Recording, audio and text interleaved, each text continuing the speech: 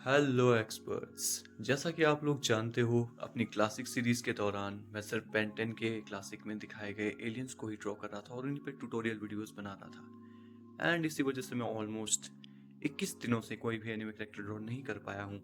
But आज की video होने वाली है एक एनिमे कैरेक्टर ट्यूटोरियल। तो अगर आप लोगों ने टाइटल और थंबनेल पढ़ लिया है तो वीडियो को स्टार्ट करते हैं। लेकिन स्टार्ट करने से पहले अपने साथ में एक पेन, पेपर, पेंसिल, स्केचबुक कुछ ले लीजिए, जिससे आप इस वीडियो को देखते देखते साथ में प्रैक्टिस कर पाए। देखते देखते साथ में प्रैक्टिस क्यों करना है? बिकॉज इससे आपको अच्छे से कॉन्सेप्ट्स क्लियर होंगे एंड आप अच्छे से सीख और समझ पाओगे। तभी आप लोगों को मज़ा भी आएगा।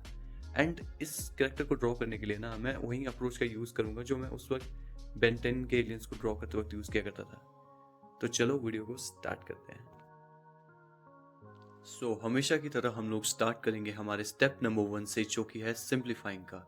अब देखो, हम लोग सिंप्लीफाइंग क्यों करते हैं? सिंप्लीफाइंग हम लोग इसीलिए करते हैं ताकि हम लोग खुद को समझा सके कि हम लोग क्या ड्रॉ कर रहे हैं।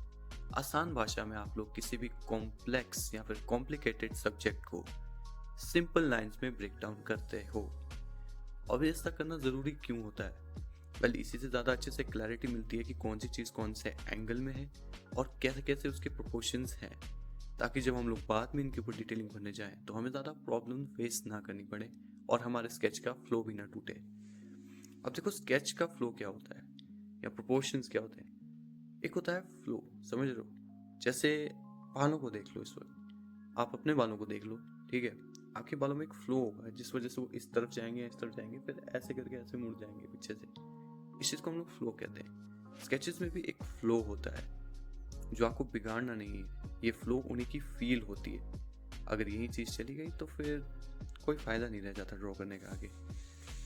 हम लोग इस फ्लो को मजबूत रखने के लिए एंड पूरी पूरी कोशिश करते हैं कि ये चीज़ स्केच से ना छूटे या अलग ना हो जाए। एंड इसीलिए हम लोग स्टेप 1 सिंप्लीफाइंग का यूज़ करते हैं।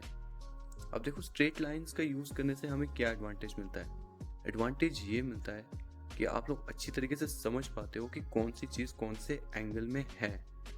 और स्ट्रेट लाइंस के एंगल्स को जज करना ज़्यादा इजी होता है इन कंपैरिजन ऑफ कर्व्स।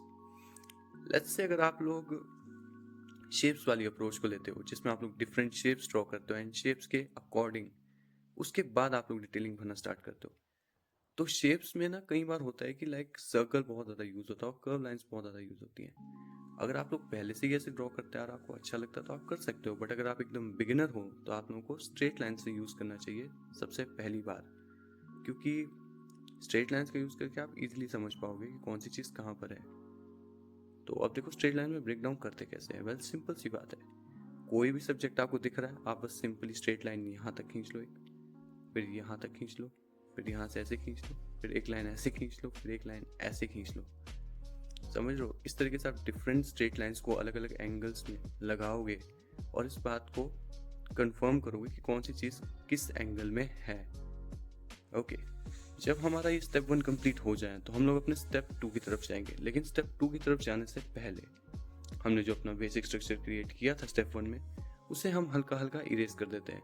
अब देखो, इरेज क्यों करना होता है? इरेज इसीलिए करना होता है ताकि हम लोग बाद में जब इसके ऊपर काम करें तो हमें ज़्यादा कन्फ्यूजन ना हो। अब अगर आप एक लाइन के ऊपर बार बार एक कर्व डाल रहे हो, फिर 1000 लाइन और ऐड कर रहे हो, तो उससे बहुत ज़्यादा कन्फ्यूजन हो जाता है, लाइक समझ नहीं आता है और पेपर भी ख़राब हो जाता है इस चीज़ से। सो इट्स बेटर कि आप लोग पहले उसे हल्का हल्का इरेज कर लो एंड देन उसके ऊपर फिर से स्टार्ट करो। तो अब जैसे कि हम लोग आ जाते हैं अपने सेकंड स्टेप पे, जो कि है डिटेलिंग। अब डिटेलिंग भरना आप लोग कहीं से भी स्टार्ट कर सकते हो। वैसे एक्सप्रेशन के लिए मैंने यहाँ पे एक टिप बता देता हूँ कि आप लोग क्रॉस का यूज़ करें। मैं इसे कहता हूँ क्रॉस मेथड। कोई भी एक्सप्रेशन बनाना हो, सिंपली क्रॉस में जज कर लो। हंसता हुआ चेहरा हो, क्रॉस में जज कर लिया।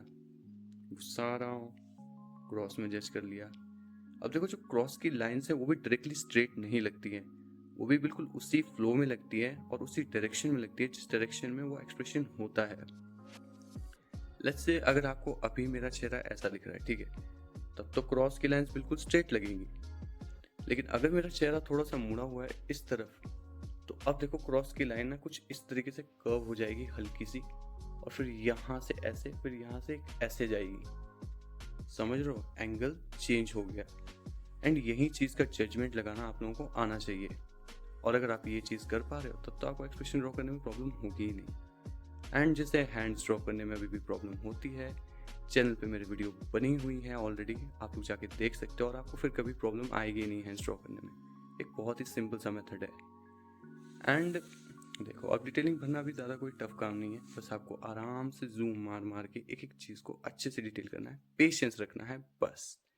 और अगर कोई चीज़ समझ नहीं आती है तो उसे पहले शेप में ब्रेक डाउन करो, देन उसके ऊपर फिर से काम करो। ओके। एंड जो लास्ट स्टेप रहेगा वो रहेगा इंकिंग का। और अब इंकिंग कैसे करनी है, बहुत ही आसान सी चीज़ है, आपने जो क्रिएट किया आपको उसके ऊपर इंक कर देना है एंड आपका स्केच हो जाएगा रेडी। इसी के साथ मैं